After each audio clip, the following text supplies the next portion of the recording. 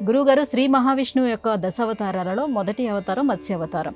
అయితే సత్యవ్రతుడికి మాత్రమే మత్స్యావతారంలోని దర్శనం ఇవ్వడానికి కారణం ఏమిటి? మత్స్యావతారం వచ్చిన కారణం ఏమి అనేది ప్రశ్న. అసలు అతడు మాత్రమే ఎందుకు అనేటువంటిది కాకుండా మత్స్యావతారం యొక్క ప్రత్యేకత ఏమిటి, దేనికి వచ్చిన అవతారం? ఒక్కొక్క అవతారానికి ఒక్కొక్క లక్ష్యం ఉన్నది.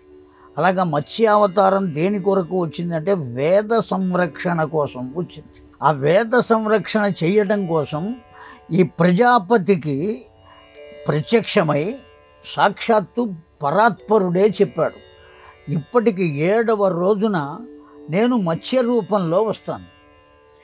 ఈ యుగంలో ఉండేటువంటి బీజములనన్నిటినీ నీ వద్ద ఒక భాండములో దాచి ఉంచు.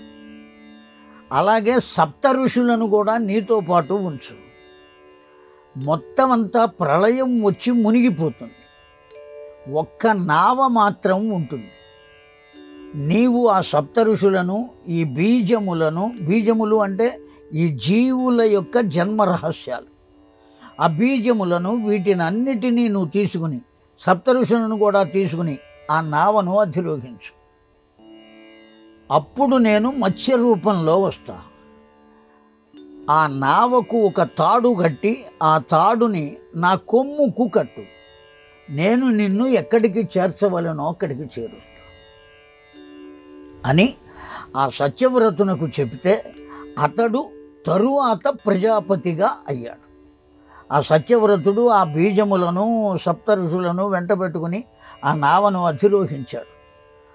ఆ నావకున్న తాడును ఆ చేప యొక్క కొమ్ముకు కడితే ఆ చేప సముద్రంలో ఈదుకుంటూ ఆ నావను ఎక్కడికి చేర్చాలో అక్కడికి చేర్చి, సముద్ర మధ్యంలో ఈ ప్రళయంలో పడిపోయిన వేద రాశి మొత్తం అంతా స్వీకరించి దాన్ని బ్రహ్మదేవునకు అప్పగించాడు. కనుక ఈ వేదరాశిని రక్షించడానికి, తరువాత ప్రజాపతిని ఏర్పాటు చేయడానికి, మనువుని ఏర్పాటు చేయడానికి, ఆ తరువాత యుగంలో రావలసినటువంటి బీజములనన్నిటినీ కాపాడటం కోసం ఆ సత్యవంతుని ఉపయోగించుకున్నాడు భగవంతుడు. ఆ విధంగా తీసుకురావలసి వచ్చింది. ఆ తరువాత యుగానికి అతడు కర్త కావాలి కనుక అతన్ని స్వీకరించాడు.